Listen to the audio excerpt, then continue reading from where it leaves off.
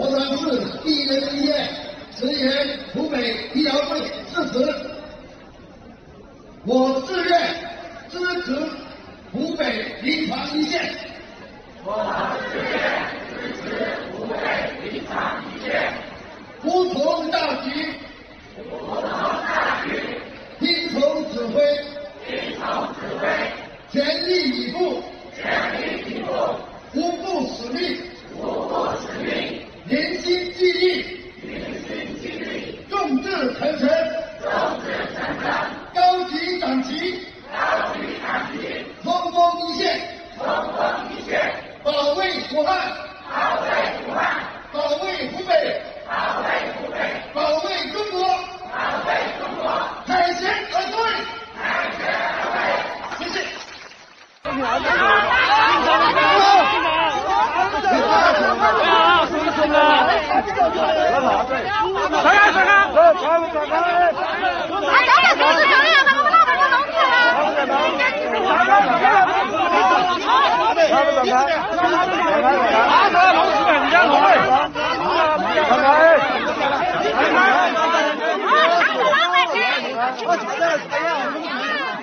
龙门不跑，龙门不跑，龙门不跑，闪开！你们那个拍视频的这里，在这里，再靠近一点。到这里啊，我们安全位置呗。要立下到哪？立下到哪里？安静一点哈。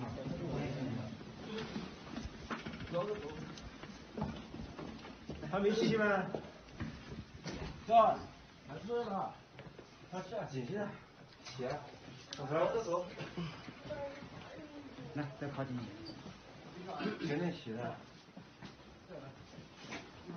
我们那个南京派出所民警哈，因为是跟我们团，要管你处罚法，现在依法面进行传唤。起来啊！起来，快起来！把衣服穿起，行了，把衣服穿起，准备水烟，把铺盖上先了啊！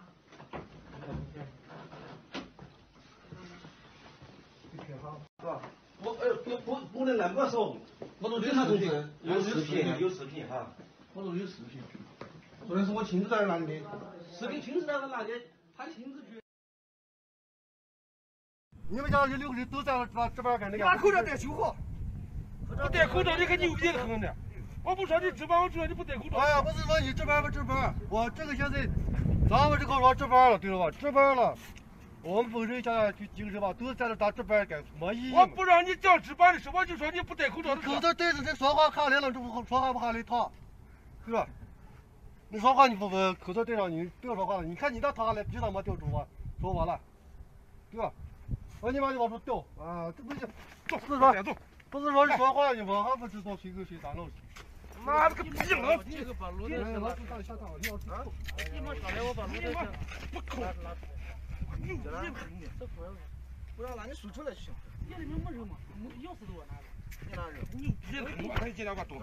他站着，我蹲下，蹲下，听见了吗？我为啥要蹲呢？蹲下！我为啥要蹲呢？我让你给我蹲下，听见吗？我为啥要蹲呢？蹲下，听见吗？蹲下吧。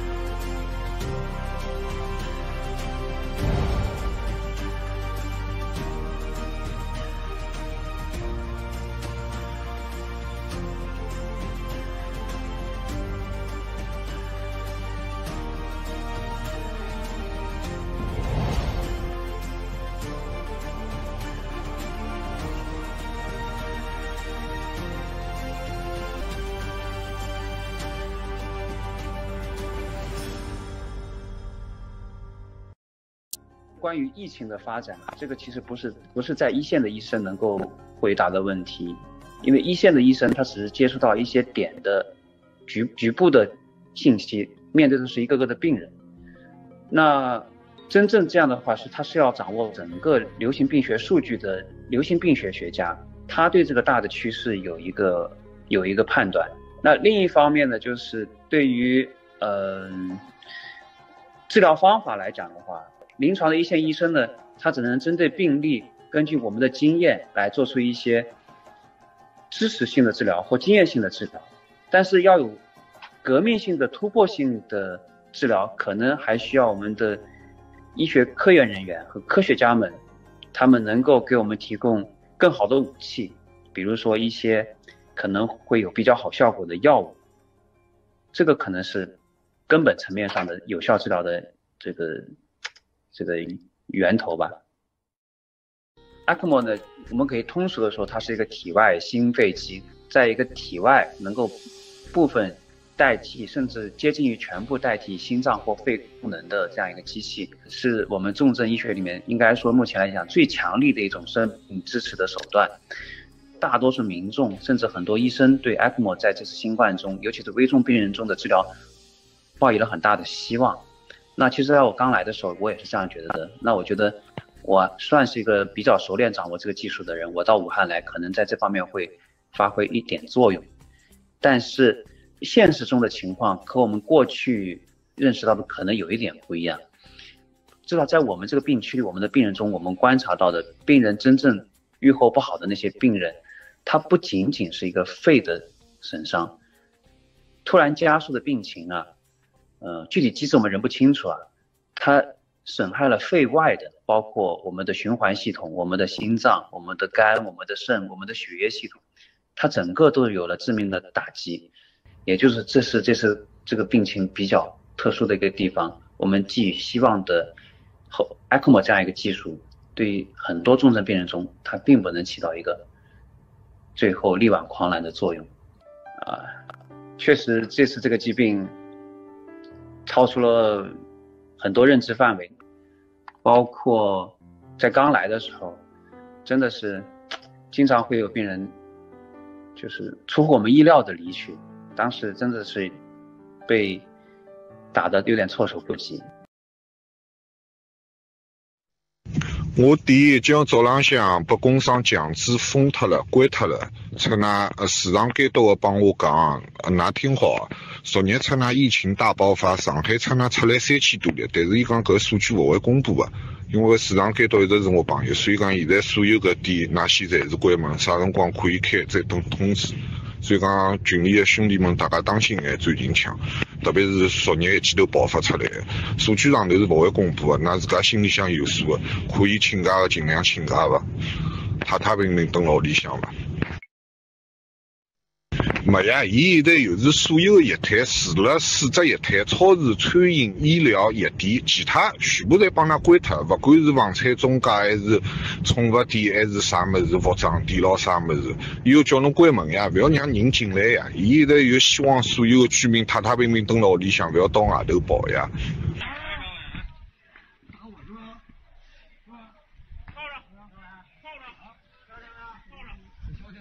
我很消停了，我他妈这么话也懂的，还打我知道？你想怎么样？我犯法了吗？我没犯法，配合啊！配合你有好多，配合啊！关门！啊！关门！关我弟弟！可以啊！我配合你是吧？快点来，快点！我俩去买东西。都开路啊！他喝多了，进屋就开始骂这个。太有才了，我发现。就骂这个。真有才华。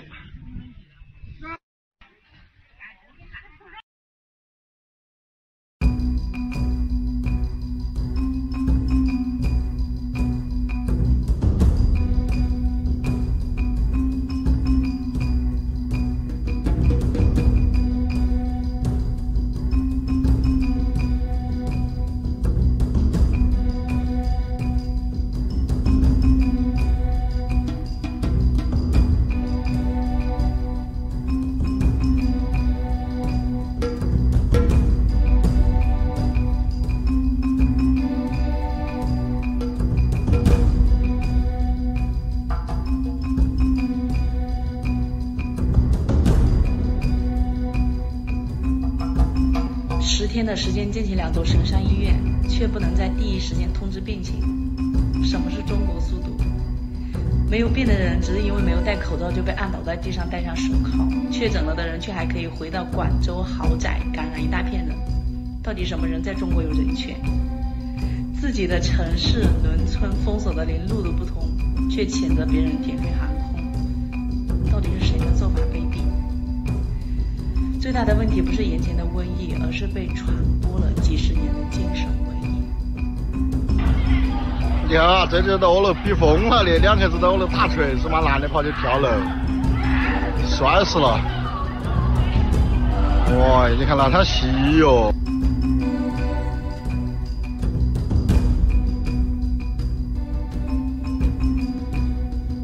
安装手机扫2维码进行登记，保留提交手工界面。请车上所有人打开车窗，拿出手机扫2维码进行登记。加大传播真相的力度，我们要拯救在水深火热的湖北的武汉的同胞们，我们要再把国内的所有有关疫情的真实声音发到国际上来，做好准备，没有共产党的新中国的以后什么样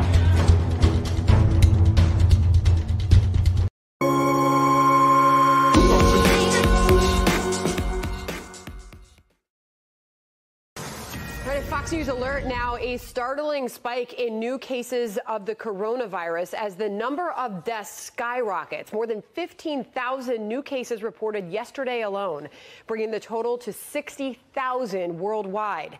Meanwhile, there have been more than 1,300 deaths total. Good morning, everyone. I'm Sandra Smith. I'm Ed Henry. Good to be back home. Morning, Good to be with you. The latest update sparking alarm all around the world. Health officials struggling to keep up. A 14th case now confirmed here in the U.S. The patient among the hundreds evacuated from China. Meanwhile, an American couple is now describing what it's like being quarantined on the Diamond Princess cruise ship off the coast of Japan for a week now. Paul and I just got tested for the coronavirus in our cabin on the Diamond Princess. Well, we're definitely concerned, definitely. The workers have a mask and gloves on when they pass us the meal, and then we try to wash our hands before we eat it, just to eliminate any kind of germs that we can possibly. Benjamin Hall is tracking all of this live from London this morning. Hey, Benjamin.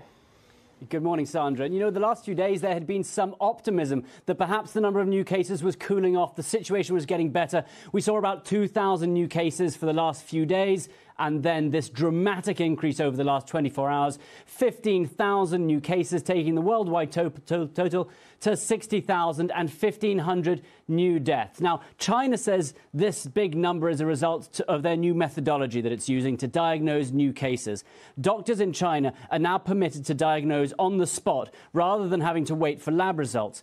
But the fear is many people remain undiagnosed in China. They haven't started to show symptoms yet, but they are still spreading the disease.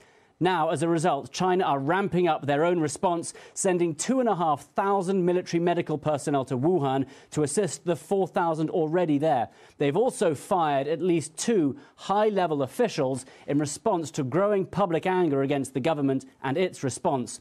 Meanwhile, off the coast of Japan, on the Diamond Princess cruise ship, which we saw earlier, another 39 people have tested positive. That brings the total to 218. There are around 3,700 people on board. They are all quarantined, and among them 400 US citizens, 11 of whom are known to have been infected. In the US, State Department employees and family members who were evacuated from Wuhan on an earlier flight have finally been released from quarantine at a California military base after all 195 received a clean bill of health. However, another American who was evacuated on a later flight has now become the 14th US citizen infected. And just now we are hearing that the CDC, the Center for Disease Control and Prevention, has said it is preparing for the disease, for the coronavirus to take a foothold in the US, and it is likely, they say, that it will spread. Sandra? And we are getting word of a news conference out of San Antonio from the CDC at 11 a.m. Eastern time today, so we'll have that for everybody a couple hours from now. Benjamin Hall, thank you.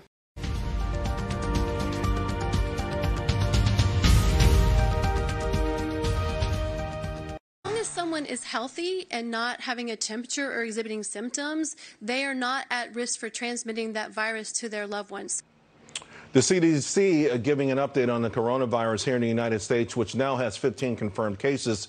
The latest patient is among a group of people who returned from China and are being held in quarantine in Texas today.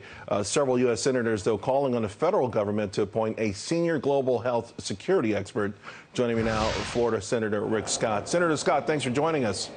It's great to be here. Well, you know, I'm concerned about China. They've never been transparent. They've never been honest about these things, and the numbers keep changing there. So my first concern is what's going on with China.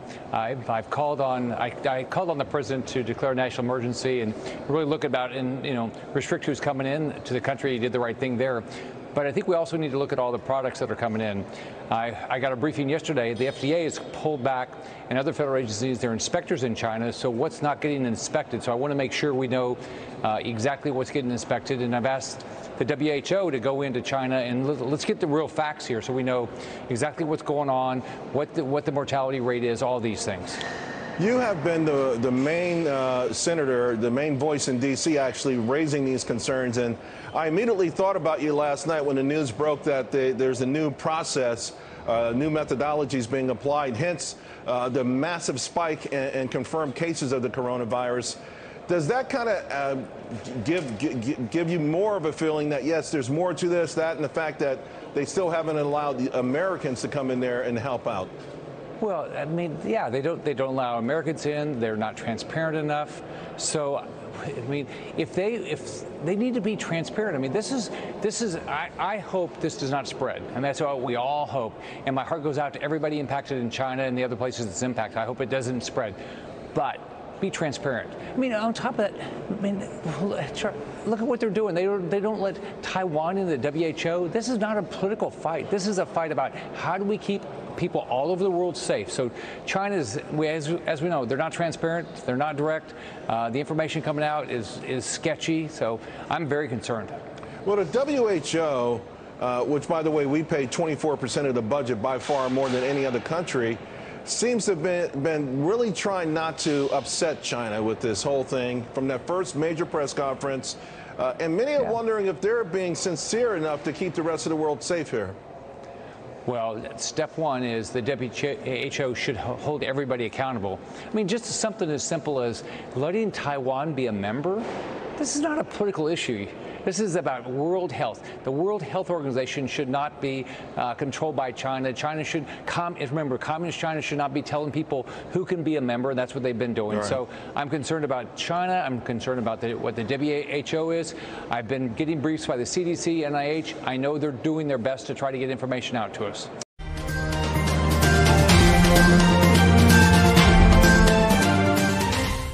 The firewall, one of the things I've called for, you talked about the burden of proof, and they have not taken the CDC, they have not taken, they've not let our best guys go over there. Dr. Gabriel Leung from Hong Kong University has not been able to go in. Should we make it a point of policy now that they've got to take virus hunters from around the world, and they've got to take down the firewall so you have free communication between the Chinese people and the West? Yeah, so it's important that when we say international scientists, we're not talking about Iranian scientists or Russian scientists. We're talking about American scientists who are the best in the world, and Japanese or Korean or European or what have you, and that they open up and provide us the information that is necessary to find effective diagnostic testing techniques and a vaccine. So, for instance, we know that this vaccine did not start at a food market in Wuhan. That is now been totally debunked by Chinese epidemiologists. Of the first 40 cases, 14 of them had no contact with that food market. So you might say the virus went into that market before it came out of that market. So one thing that the Chinese Communist Party needs to open up about is what kind of research they were doing in the Wuhan super lab. It's only a few miles away from that food market. We know they were researching coronaviruses. Perhaps it was all good, productive science, trying to find diagnoses, trying to find vaccines. But the burden of proof is on the Chinese Communist Party because they have been so dishonest, because they mislead their own people, because they use techniques like their great internet firewall to try to clamp down on information. The way to combat an epidemic is not through secrecy. it's not through trying to dismiss the facts. It's through trying to get the facts as quickly as possible and being honest about what you don't know with the people. Listen, the president, everybody knows the president really respects your opinion, particularly the fact that you volunteered for your country and went over and fought in combat in Iraq, and you were awarded the Bronze Star. What would you recommend how do we press the case here, given the fact that, look, it's spreading throughout the world, but the center of this is Wuhan. There's something happening in Wuhan that's never happened before in human history. There is this quarantine and the lockdown throughout China, not just central China, but all China now is, 100 million people in quarantine, 200 or 300 million people at least in lockdown. This is on a scale that's never been done before. They're doing mass roll-ups a day of people not following the quarantine. What would you recommend to the president and other governments of the West for the good of the Chinese people and the citizens of the world? What would you recommend, steps that we have to take to get for the world to get their arms around this?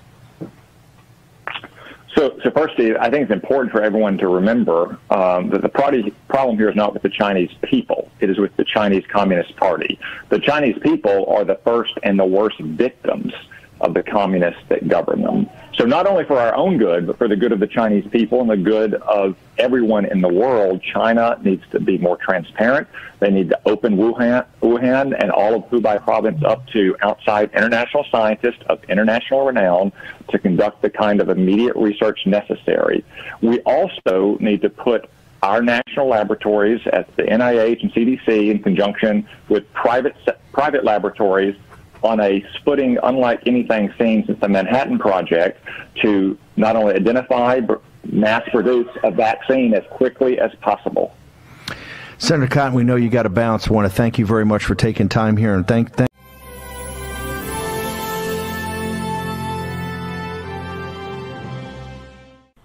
有一个战友说，当咱们爆料革命爆出海外社交媒体上武汉空中火葬场造成的二氧化硫超过1700的时候，说领导打电话迅速解决，来了生化部队呀，把整个火葬场的所有炉子重新清理，并且进行了所谓的二氧化硫的设施，而且现在是把过去的火烧现在已经改变了改变了处理尸体的方式，就是气化，完全跟希特勒的招都用上了。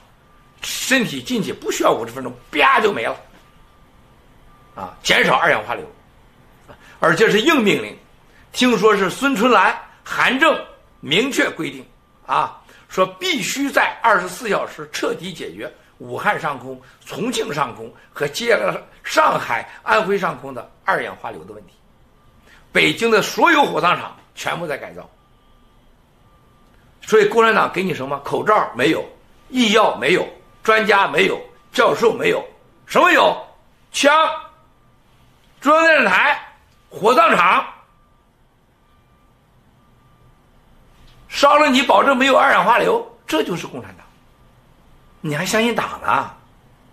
党能给你治病，党能灭疫，党能灭疫，今天就不会看到尸横遍野。现在在上海，在武汉、安徽已经所有地方。